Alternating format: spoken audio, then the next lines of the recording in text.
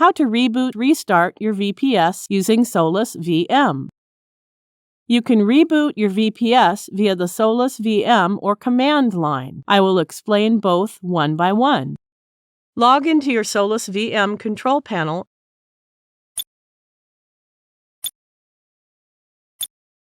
There is more than one server. Click to select the server you want to reboot.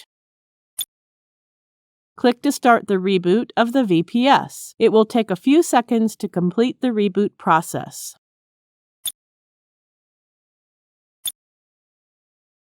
We have rebooted the server. Click OK.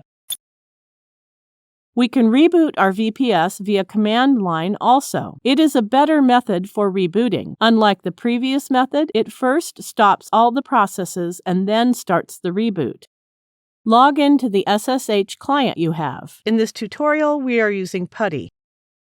Enter the command shutdown --r now and press Enter button.